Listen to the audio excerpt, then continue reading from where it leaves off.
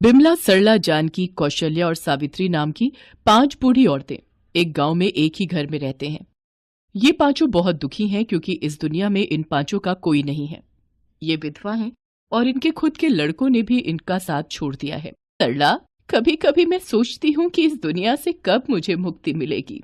नहीं नहीं, ऐसा क्यों कह रही है बिमला? तो क्या होगा ज्यादा दिन जीकर? अब तो अपनों ने भी मुंह फेर लिया है, तो क्या हो गया? हमारे साथ दुर्गा माँ है, माँ का आशीर्वाद है हमारे सर पर। ये सुनकर बिमला को थोड़ी तसल्ली मिलती है। ये पांचों दुर्गा माँ की भक्त हैं। ये लोग हर रोज घर में दुर्गा माँ की पूजा करते हैं, दुर्गा माँ के लिए व्रत रखते हैं। असल में इन लोगों का मानना है कि दुर्गा माँ ने ही इन पांचों बेसहारों को मिलाया है। याद है जब हम लोग घर से दूर इधर उधर भटक रहे थे, खाने के लिए तरस रहे थे, रहने की जगह नहीं थी, तब दुर्गा माँ ने ही तो हमें एक दूसरे से मिलाया था।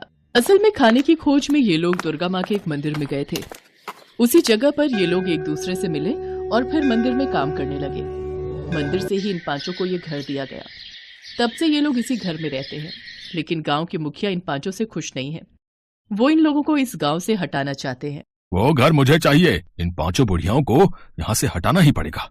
ये सोचकर मुखिया गांव वालों से कहने लगता है कि उन पांचों बुढ़ियों के अंदर शैतान का वास है। सुनो गांव वालों, वो पांचों कोई आम इंसान नहीं है, साक्षात चुड़ैल हैं चुड़ैल। क्या तुम लोग इन्हें इस गांव में रहने दोगे?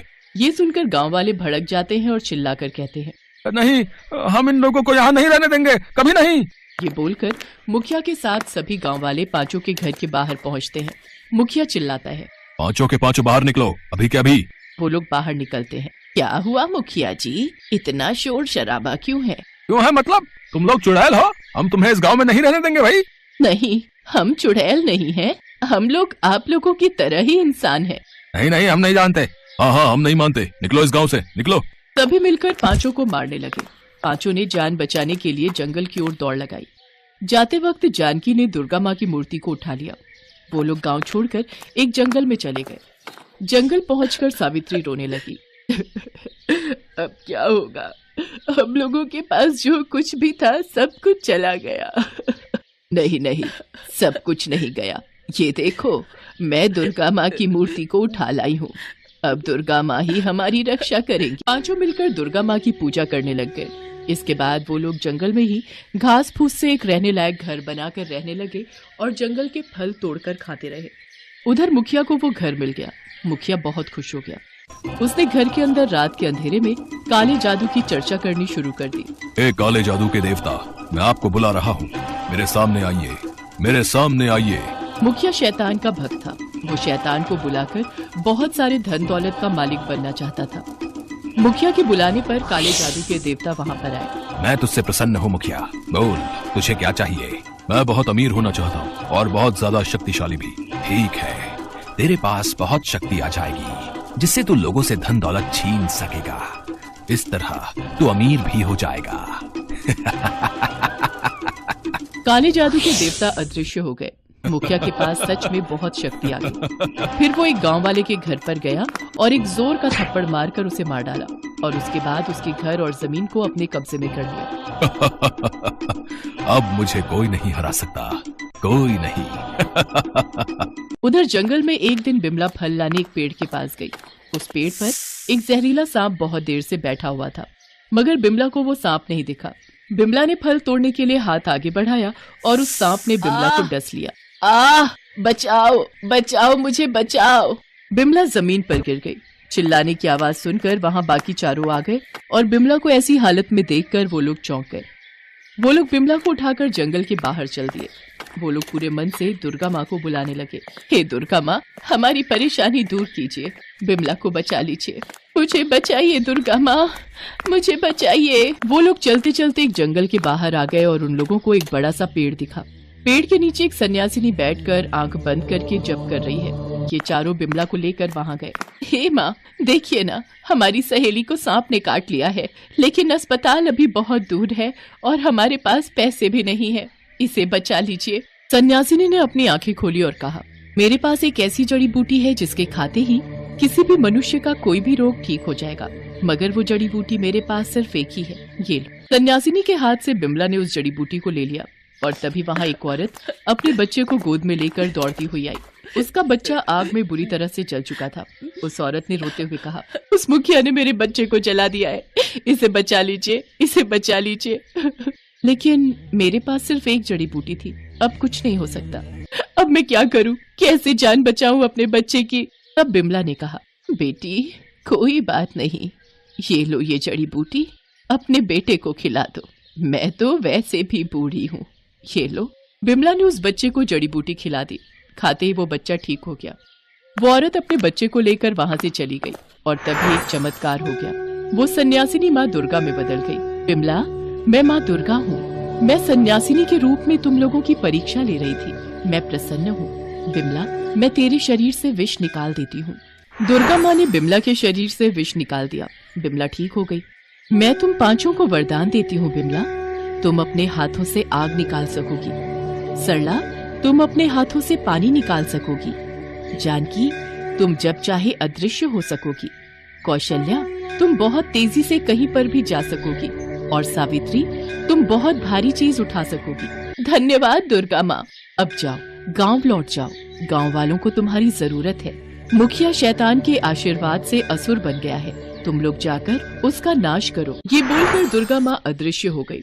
कौशल्या पांचों को पकड़कर बहुत तेजी से गांव पहुंच गई और वहां जाकर देखा कि पूरा गांव आग में जल रहा है और मुखिया अपने मुंह से आग की ज्वाला निकाल रहा है। गांव वाले डर के मारे इधर उधर दौड़ रहे हैं। बचाओ बचाओ, हमें मुखिया से बचाओ भैया। अरे बाप रे, ये तो भयानक कांड हो रहा है यहाँ पर। रुक जाओ दुष्ट मुखिया, अब तुम्हारी खैर नहीं। मुखिया पांचों को देखकर हंसने लगा। तुम पांचों फिर आ गए, अब तो मैं तुम लोगों को खत्म कर दूंगा। ये बोलकर मुखिया ने जानकी के ऊपर आग बरसाई, लेकिन जानकी अदृश्य हो गई और मुखिया के पीछे जाकर उसे एक लात मार दिया। मुखिया गिर गया। अरे ये क्या, तुम लोगों के पास शक्तियाँ कैसे आई? ठीक है, मैं फिर भी तुम लोगों को खत्म करूंगा। ये बोलकर मुखिया ने पांचों के ऊपर आग बरसाई, लेकिन सरला ने अपने हाथों से पानी निकालकर आग को बुझा दिया और उसके बाद सावित्री ने एक बड़ा सा पत्थर उठाया और मुखिया के ऊपर फेंक दिया। मुखिया को चोट लग गई और तभी बिमला ने अपने हाथों से आग निकाला और मुखिया को भस्म कर दिया। मुखिया तो मर गया, लेकिन अब गांव में लगी आग को बुझाना पड़ेगा। कोई बात नहीं, ये मैं संभाल लूंगी।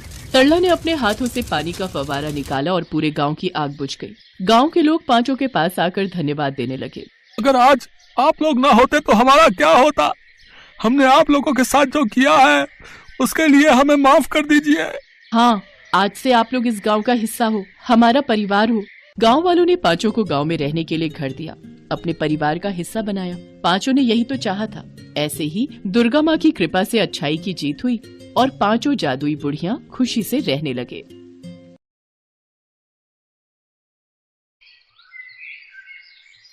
ये कहानी है हेतराम की। हेतराम का जन्म ही इसलिए हुआ था कि वो शराब पी सके। दिन के 24 घंटे वो शराब के नशे में रहता। उसके मोहल्ले में किसी को याद नहीं है कि कौन सा ऐसा दिन था जब उसने शराब नहीं पी हो। काम धाम उससे कोई होता नहीं था, तो फिर शराब पीता कैसे था? शराब पीता था अपनी पत्नी सुनीता की कमाई के पैसों से। सुनीता एक चूड़ी बनाने की फैक्ट्री में काम करती थी।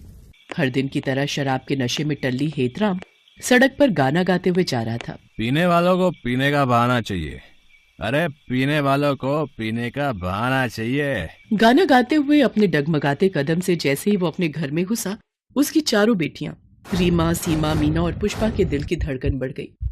वो आपस में खुसर फुसर करने लगे। तभी हेतराम ने सीमा को बुलाकर पूछा, सीमा, अरे ओ सीमा, तेरी माँ कहाँ है रे? बापू वो तो अभी नहीं आई। आई नहीं? क्या मतलब आई नहीं? रात होने को आई और तुम्हारी माँ बाहर गैर मर्दों के साथ गुलछर्रे उड़ा रही है। आने दो आज उसे, मार मार कर उसकी सारी आशिकी यहीं जमीन में मिला दूंगा। बेशर्म औरत, मेरी नाक कटा दी है इसने। पति घर पर आ गया है और वो बाहर मजे कर रही है। उसके मुंह से दारू का भभका उठ रहा था।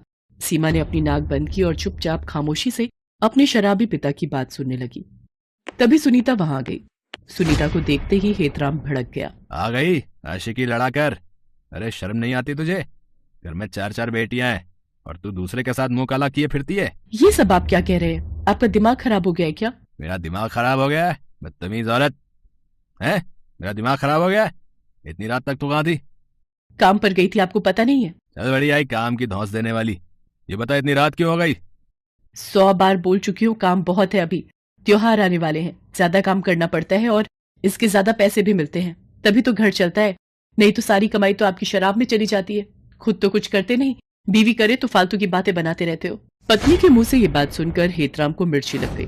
उसने गुस्से में अपनी 8 महीने की गर्भवती पत्नी के पेट पर जोर से लात मार दी। वो जमीन पर गिर पड़ी और दर्द से करा उठी। सुनीता 5वीं बार गर्भवती थी। सुनीता तो पहली बेटी के बाद ही और बच्चे नहीं चाहती थी, लेकिन हेतराम को एक लड़के की चाहत थी। तू मुझे मत बता कि और बच्चे पैदा करने की नहीं, मर्द हूं मैं तेरा। मर्द की जो मर्जी होती है वही होता है, और उसी में औरत का भला भी होता है। इसलिए अपनी जबान बंद रख और मर्द की बात सुन। अगर नहीं सुनेगी तो तेरी इस बेटी को रेल की पटरी पर फेंकाऊंगा, समझी? बेचारी सुनीता क्या करती? अब इस बात को कौन सी माँ बर्दाश्त करती कि उसके बच्चे को कोई रेलवे ट्रैक पर फेंकाए।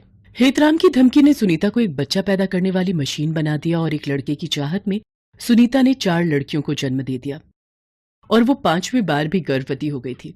सुनीता दर्द से करा रही थी, लेकिन हेतराम को उससे कोई फर्क नहीं पड़ता था। वो तो अब भी नशे में बड़बड़ाए जा रहा था। जबान चलाती है, हैं? मेरे सामने जबान चलाती है? अरे शुक्र मना मेरे जैसा सीधा साधा पति तुझे मिला है, नहीं तो तेरी इस बदजबानी पर तेरी जान ले लेता। ये कहकर उसने फिर से उसके पेट पर मारने के लिए अपना पैर उठाया। ये देखकर चारों बेटियां भागती हुई आई और अपने पिता के आगे रो रो कर और गिड़गिड़ा कर कहने लगी, बाबा बाबा माँ को छोड़ दो, भगवान के लिए माँ को छोड़ दो। अगर आपको मारना है तो हम सभी का गला घोट दो, क्योंकि आपको हमसे दिक्कत है ना। आप हमें मार दो लेकिन माँ को छोड़ दो। अपनी माँ का बचाव करती बेटियों को देख नशे में धुत हेतराम ने कहा, जान से मार दो? अच्छा ठीक है, जान से ही मार देता हूँ आज तुम लोगों को, ठीक है। उसके बाद उसने कोने में रखे झाड़ू से चारों बेटियों को तब तक मारा जब तक वो थक कर चूर नहीं हो गया। उसकी बेटियां दर्द से कराहती रही, लेकिन उसके अंदर तो दिल था ही नहीं। ना जाने कितनी बार उस जालिम ने अपना जोर अपनी पत्नी और बेटियों पर दिखाया था। कुछ दिन और बीते। एक रात सुनीता को प्रसव पीड़ा शुरू हो गई। पेट में बहुत दर्द हो रहा है जी। लगता है मुझे प्रसव पीड़ा शुरू हो गई है। वो कराते हुए अपने पति को उठाती रही, लेकिन वो हूं हां करता रहा, लेकिन उठा नहीं। अब सुनीता से दर्द बर्दाश्त नहीं हो रहा था। वो किसी तरह बाहर आई और अपनी बेटियों को बुलाया और कहा, बेटा बेटा अस्पताल जाना होगा। सारी बेटियां अस्पताल जाने की तैयारी कर रही थी, लेकिन सुनीता से दर्द अब बिल्कुल बर्दाश्त नहीं हो रहा था। उसने अपनी बेटियों से कहा, मैं अस्पताल नहीं जा पाऊंगी बेटा, नहीं जा पाऊंगी। ये कहकर वो अपने कच्चे मकान के कच्चे से फर्श पर लेट गई और कराहने लगी। थोड़ी देर बाद उसने फर्श पर ही एक और बच्ची को जन्म दिया और उसके साथ ही वो हमेशा के लिए इस दर्द भरी दुनिया को छोड़कर चली गई। अभी अभी इस दुनिया में आई जोर जोर से रो रही उसकी मासूम सी बेटी को तो ये पता भी नहीं था कि उसे जन्म देने वाली माँ अब ना तो उसके आंसू देख सकती है और ना ही उसके रोने की आवाज उसके कानों में पड़ सकती है। थोड़ी देर तक तो सुनीता की चारों बेटियों को कुछ समझ नहीं आया, लेकिन फिर जब सुनीता बहुत देर तक बिना हिले डुले पड़ी रही तो, माँ माँ ये क्या हो गया माँ? दीदी माँ मर गई दीदी। सीमा और रीमा भागकर अपने पिता को माँ की मौत के बारे में बताने गए। बापू माँ हिलजुल नहीं रही है, देखो ना क्या हो गया उन्हें। लेकिन उस रात हेतराम भी नहीं उठा, वो भी सो गया सदा के लिए। शराब ने उसे इस बार वो नींद दी जिस नींद के बाद कोई नहीं जागता। एक ही रात में 5 बच्चियां अनाथ हो गईं।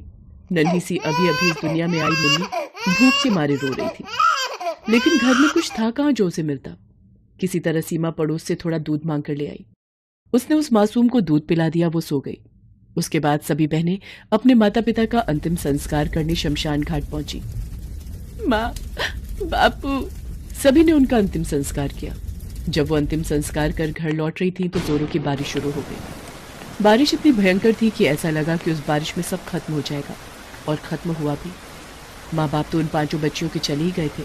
उनके घर पर बिजली गिर गई और उनका कच्चा मकान जलकर खाक हो गया। चारों बहनें जब घर पहुंची और अपने घर का ये हाल देखा, भगवान हमें क्यों छोड़ दिया? अरे हमें भी मार दो ना, हमें सब छीन लिया, सब कुछ। बिना गलती के हम सभी को जीवन भर की सजा दे दी। अरे मार दो। कहाँ ऊपर वाले, आओ सामने, हम नहीं डरते तुमसे, हमें मार दो। पूरी रात बेचारी वो बच्चियां एक पेड़ के नीचे रोते हुए बिताती हैं। सुबह उसकी छोटी बहन फिर से रोने लगी, लेकिन बार बार तो दूध मांगकर नहीं पिलाया जा सकता ना। कहाँ से लाए इसके लिए दूध, हम कहाँ से लाए? बहुत खराब किस्मत लेकर आई हो तुम मेरी बहन, बहुत खराब।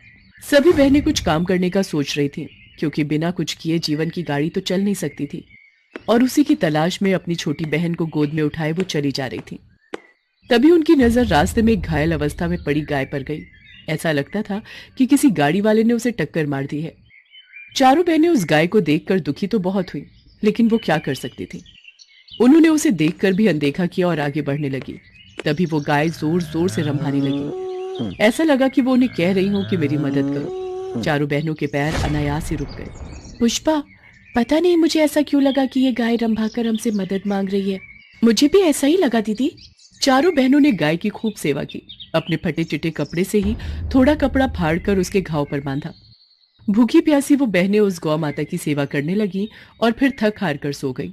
और जब उनकी नींद खुली तो उन्होंने देखा कि उनकी सबसे छोटी बहन गाय के बगल में चुपचाप लेटी हुई है और गौ माता उसे अपना दूध पिला रही है। चारों बहनें गौ माता के इस उपकार को गौर से देखने लगी और मन ही मन उनका धन्यवाद करने लगे। दीदी, गौ माता ने हमारी सारी चिंता ही दूर कर दी।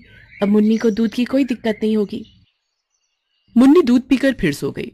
तब गौ माता फिर से जोर जोर से रंभाने लगी, जैसे उन सारी बहनों को शुक्रिया कह रही हो। गौ माता अब चारों बहनों के साथ ही रहने लगी। बहनों ने रोजी रोटी चलाने के लिए गौ माता के दूध से चाय बेचने का व्यापार शुरू किया। गौ माता के दूध से बनी चाय इतनी स्वादिष्ट होती कि इस चाय का स्वाद तो अद्भुत है। मैंने सच में ऐसी चाय आज तक नहीं पी। धीरे धीरे उनकी दुकान खूब चलने लगी। थोड़ा समय और बीता। अब उन बहनों ने गाय के दूध की मिठाइयां बनाकर बेचनी शुरू कर दी और वे मिठाइयां भी लोगों की जबान पर ऐसी चढ़ी कि जो भी एक बार उनकी दुकान की मिठाई खाता वो बार बार उनकी दुकान पर आता। धीरे धीरे कर उन बहनों का संघर्ष कम होता गया और गौ माता की कृपा और अपनी मेहनत से वे कामयाबी की नई नई मंजिल पाते। इस बार क्या हुआ? अरे वो लोग मिलावट करते हैं। मतलब? बिमला, पहले मैं पैकिंग का काम करता था तो कुछ जानता नहीं था, लेकिन जब मेरी ड्यूटी चेंज हुई और मसाला पीसने वाली यूनिट में मुझे डाला गया तब जाकर मुझे पता चला कि वो लोग मसालों में खतरनाक केमिकल मिलाते थे। जब मैंने ये बात मैनेजर को बताई तो उसने उल्टा मुझे ही नौकरी से निकाल दिया। एक तो वो मजदूरों को इतने कम पैसे देते हैं और ऊपर से मिलावट करके आम आदमी की जान से खिलवाड़ भी कर रहे थे। अब बताओ मैं चुप कैसे रहता। ओफो, ये नेता बनने की आदत नहीं जाएगी ना तुम्हारी? नेता नहीं बन रहा था, वो लोग गलत काम कर रहे थे, इसलिए मैंने उनका विरोध किया। हे राम, अब क्या होगा? घर कैसे चलेगा ये सोचा है तुमने? परेशान मत हो बिमला, प्रभु राम ही कोई ना कोई रास्ता दिखाएंगे। रमेश बहुत ही ईमानदार और अच्छे स्वभाव का आदमी था। बस उससे कुछ गलत बर्दाश्त नहीं होता था। वैसे उसकी ये आदत थी तो अच्छी, लेकिन अपनी इस आदत के चक्कर में उसे कई बार मुश्किलों का सामना करना पड़ता था। इस आदत की वजह से ही वो कहीं टिककर काम नहीं कर पाता था। एक बार फिर रमेश बेरोजगार हो गया था और नए काम की तलाश में निकल पड़ा। रास्ते में उसे उसका दोस्त कमल मिला। अरे कमल भाई, कैसे हो? ठीक हो भाई, तुम बताओ। हाँ मैं भी ठीक ही हूँ। तुम यहाँ क्यों खड़े हो? काम पर नहीं जाना क्या आज? समझ नहीं आ रहा यार, जाऊँ कि ना जाऊँ? है अब ऐसा क्या हो गया? अरे भाई बस काम पर काम करवाए जा रहे, तनख्वाह तो मिलती नहीं है। पगार नहीं मिलती तो काम छोड़ क्यों नहीं देते? अरे कैसे छोड़ दे भैया, हमारा 1 लाख रुपए फंसा है वहाँ। है 1 लाख? मतलब ऐसी कौन सी जगह काम करते हो भैया? 2 साल पहले एक हीरा फैक्ट्री में काम मिल गया था भैया। शुरू में 2-3 महीने पगार पूरी और टाइम पे दी, लेकिन बाद में कभी घाटा तो कभी कुछ और बहाना बताकर पगार काटने लगे भैया। अब पिछले 1 साल से आधी पगार दे रहे हैं। ऐसे करते करते करीब 1 लाख रुपया हो गया है बकाया। अगर नौकरी छोड़ दूं तो वो पैसा मारा जाएगा और आधी पगार में घर भी ठीक से नहीं चला पा रहा हूँ। समस्या तो विकट है। अच्छा एक बात तो बताओ, मेरी नौकरी लगवा सकते हो क्या वहाँ? पागल हो गए क्या है? अभी पूरी राम कहानी सुनाई ना मैंने। अरे हीरा फैक्ट्री का मालिक जो है बहुत ही कंजूस और खड़ूस है भैया, फिर भी काम करना चाहते हो वहाँ? अरे भैया कुछ नहीं से कुछ ही बेहतर, वो मसाले वाली फैक्ट्री छोड़ दी मैंने भैया। है पर क्यों? रास्ते में तुम्हें सब बताता हूँ, तुम पहले ये बताओ काम दिलवा सकते हो कि नहीं? हाँ काम तो मिल जाएगा, चलो फिर मेरे सेठ के पास। कमल ने सुरेश की बात अपने सेठ से करवा दी और उसे उस हीरा फैक्ट्री में नौकरी भी मिल गई। कमल का सेठ हीरा लाल वाकई बहुत ही कंजूस और लालची आदमी था। दरअसल उस फैक्ट्री में बड़े हीरों को काट कर और तराश कर उनसे छोटे हीरे बनाए जाते थे और इस काम से सेठ हीरा लाल को तो करोड़ों का मुनाफा होता था, लेकिन बावजूद इसके वो अपने मजदूरों और कारीगरों से बहुत ही बुरा बर्ताव करता था और उन्हें उनकी मेहनत का पैसा भी नहीं देता था। लेकिन ये सब जानने के बाद भी रमेश उस सेठ की फैक्ट्री में काम करने लगा। अरे बिमला, मेरा खाने का डिब्बा कहाँ है? पहले ही दिन देर से भेजोगी क्या? ये लो खाने का डिब्बा, और सुनो भगवान की कृपा से तुम्हें ये नौकरी मिली है। इस बार नेता बनने की कोई जरूरत नहीं है, वहाँ अपने काम से काम रखना बस, समझे? हाँ ठीक है, ऐसा ही करूँगा। क्योंकि रमेश को हीरों के बारे में कोई जानकारी नहीं थी, इसीलिए मैनेजर ने उसे शुरुआत के लिए रसोई के काम पर लगा दिया, जहां वो सभी मजदूरों के लिए खाना बनाने लगा। हालांकि रमेश इस काम से खुश तो नहीं था, लेकिन उसके सामने उस काम को करने के सिवाय कोई चारा भी नहीं था। फिर उसी शाम छुट्टी के वक्त और रमेश, कैसा रहा काम का पहला दिन? अरे यार, मुझे खाना बनाने का काम में लगा दिया है। मुझे तो लगा था कि मुझे भी हीरे देखने और तराशने का काम मिलेगा। चिंता मत करो, मुझे भी पहले रसोई में ही लगाया गया था। 2-3 महीनों बाद जब तुम पर भरोसा हो जाएगा इन्हें, तब तुम्हें हीरो के दर्शन करवाएंगे भैया। ऐसे ही कई दिन बीत गए। रमेश रोज फैक्ट्री जाता और सभी मजदूरों के लिए खाना बना। एक दिन जब रमेश रसोई में खाना बना रहा था, तभी उसे वहाँ किसी के चिल्लाने की आवाज आई। वो फैक्ट्री का मालिक सेठ हीरालाल था, जो मजदूरों पर चिल्ला रहा था। तुम सबके सब मक्कार हो। एक से बढ़कर एक कामचोरों की फौज खड़ी है मेरे सामने। अभी तक ये ऑर्डर पूरा क्यों नहीं हुआ, बताओगे जरा? नालायकों ने मेरा बीपी बढ़ा दिया है। पानी लाओ मेरे लिए। रमेश फौरन पानी का ग्लास लेकर सेठ की तरफ भागा। तू कौन है बे? जी मैं अभी लगा हूँ काम पे। क्या करता है तू? जी सबके लिए खाना बनाता हूँ। बताओ, एक तो हीरे वाली यूनिट में लोग नहीं है और यहाँ एक पूरा का पूरा आदमी सिर्फ खाना बनाने में लगा दिया। कल से तू पहले अंदर काम करेगा और फिर उसके बाद सबके लिए खाना बनाएगा, समझा? जी मालिक। रमेश ने सेठ हीरालाल को पहली बार देखा था। उसका व्यवहार रमेश को पसंद नहीं आया, लेकिन वो कुछ बोल भी नहीं सकता था। फिर उसी शाम, भाई ये अपना सेठ तो सच में बड़ा खड़ूस है यार। हाँ यार, जब भी आता है बस डांटता ही रहता है। हम लोग सारा दिन काम करते, लेकिन वो कभी हमारी नहीं सुनता यार। बस हमें मक्कार और कामचोर कहता रहता है और गंदी गंदी गालियाँ भी देता है। ये तो बहुत गलत बात है। सेठ हीरालाल वाकई अपने मजदूरों से बहुत बुरा बर्ताव करता था और फिर एक दिन रमेश भी उसके निशाने पर आखिरकार आ ही गया। हाँ भाई, क्या बात है? काम में मन नहीं लगता तेरा है? नहीं जी, पूरी लगन से काम सीख रहा हूँ मैं तो। जल्दी निपटा इसे, वरना छुट्टी कर दूंगा तेरी, समझा? सेठ का इस तरह बात करना रमेश को बिल्कुल भी पसंद नहीं आया और फिर घर जाते हुए उसने कमल से कहा, भाई इस सेठ को तो सबक सिखाना ही पड़ेगा। अब बस बहुत हो गया। हाँ पर हम कर ही क्या सकते हैं भाई, बताओ जरा। बस तुम देखते जाओ, कुछ तो जरूर करूंगा मैं। रमेश ने सेठ को सबक सिखाने की ठान ली थी। फिर काफी दिनों तक सोच विचार करने के बाद अचानक उसे एक तरकीब सूझी। उसने हीरे तराशते हुए चुपके से एक छोटा हीरा अपने पास छुपा लिया और फिर उसी शाम को रसोई में जब वो खाना बनाने गया तो उसने वही हीरा आटे में दबाकर। हेलो दोस्तों, कैसे हैं आप सब? हमारी कहानियाँ देखने के लिए हमारे चैनल को सब्सक्राइब कीजिए और हाँ, बेल आइकॉन पर क्लिक करना मत भूलिएगा।